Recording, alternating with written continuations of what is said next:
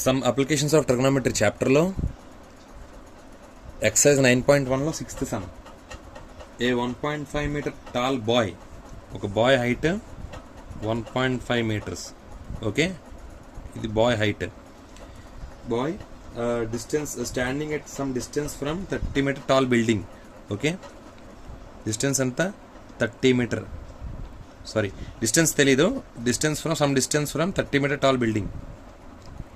Okay, ఇది 30 meter tall building.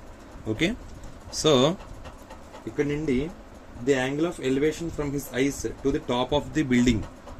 ఈ building ఇది 30 degrees అనమాట, వాడి నించున్న దగ్గర నుండి. And move on to 60 degrees. ఈ బాయ్ ఇలా కొంచెం మూవ్ అవుతూ ఉంటే ఒక పాయింట్ వచ్చేసరికి అది 60 degreesకి వెళ్ళింది. ఓకే, సో ఇప్పుడు మనకి ఫైండ్ డిస్టెన్స్ ఈ వాక్ టువర్డ్స్ ది బిల్డింగ్. ఇలా టువర్డ్స్ ది బిల్డింగ్ ఇటు పక్క నడుస్తున్నప్పుడు డిస్టెన్స్ ఎంత, ఇక్కడ నుండి ఇక్కడికి ఎంత జర్నీ చేశాడు ఏ టు బి. ఓకే, కనుక్కోవాలి. ఓకే, ఒక పాయింట్ నుంచి చూస్తే 30 degrees యాంగిల్లో చూస్తే ఒకలా కనబడింది, కొంచెం మూవ్ ఆన్ అయితే 60 degrees యాంగిల్లో చూస్తే ఒకలా కనబడింది. అప్పుడు ఇది 1.5 కదా, అప్పుడు ఇది ఎంత అవుతుంది? అది ఏబిసిడి అనుకోండి. డి టు సి ఎంత అవుతుంది? 30 - 1.5 అవుతుంది. ఓకే, ఎందుకంటే బాయ్ హైట్ 1.5, ఇది 30. ఓకే, డీసీ ఎంత అవుతుంది? 28.5. అంటే ఈ టోటల్ బిల్డింగ్ హైట్ 30. ఓకే, అందులోని బాయ్ హైట్ 1.5 తీసేయండి. అంటే 30లోంచి 1.5 తీస్తే ఇది ఎంత వస్తుంది? 28.5 మిగులుతుంది. ఓకే, ఇప్పుడు చూడండి, tan 30 ఈక్వల్ టు ఫస్ట్ది. tan 30 equal to 30 opposite by adjacent. Opposite ఎంత? 28.5. అంతేనా? ఇది చూసుకోండి, 28.5 వస్తుంది. బై ఎడ్జసెంట్ ఎంత మనకు తెలియదు. Adjacent AB. ఎడ్జసెంట్ ఎంత? ఏబి. ఈ ఏబి ఇక్కడ వస్తుంది, AB. Okay, so for example AB కొద్దు, ఏబిసిడి ఈఎఫ్ రాసుకోండి. ఈఎఫ్. Okay, EF. ఇప్పుడు tan 30 అంటే మనకి 1/√3. 1/√3 ఈక్వల్ టు 28.5 బై ఈ డిస్టెన్స్ అనమాట. ఈ డిస్టెన్స్ని డి అనుకోండి. ఫర్ ఎగ్జాంపుల్ ఈ డిస్టెన్స్ని డి అనుకోండి. So 28.5 by D. ఓకే, ఇప్పుడు డి కావాలంటే 28.5 × √3 అనమాట. డి వాల్యూ అంతా 28.5/√3.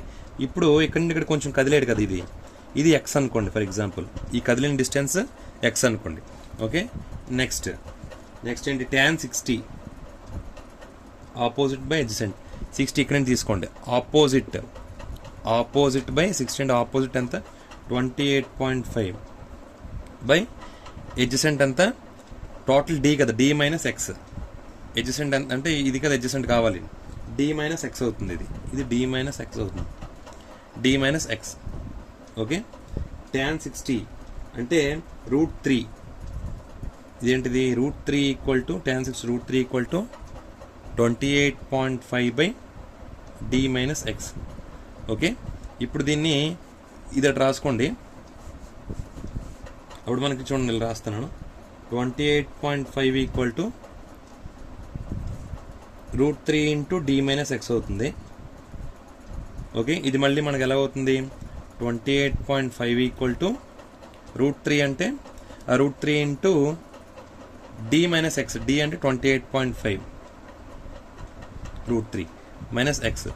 Okay, so 28.5 equal to ఇదేమవుతుంది?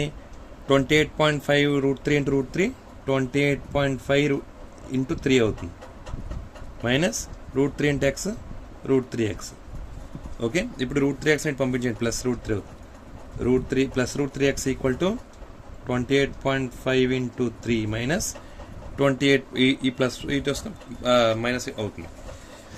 ఇప్పుడు √3x ఈక్వల్ టు 28.5 × 3లోంచి ఒక 28.5 తీస్తాం అనుకోండి. ఏం మిగులుతుంది? 28.5 × 2 మిగులుతుంది. అంతే కదా, 28.5లోంచి ఒక 28.5 తీస్తే 28.5 × 2 మిగులుతుంది. ఇప్పుడు √3x ఈక్వల్ టు 28.5 × 2 అంటే 57. ఓకే, అప్పుడు x equal to 57/√3 into rationalizing √3/√3 ఏమొస్తుంది 57√3/3 3 1 3 19 x equal to 19√3. Okay, x equal 19√3 అంటే ఈ 30 degrees నుండి 60 degrees వరకు ఎంత నడిచాడు? 19√3 meters నడిచాడు. అది answer. X equal to 19√3 the distance he walked. Okay, thank you.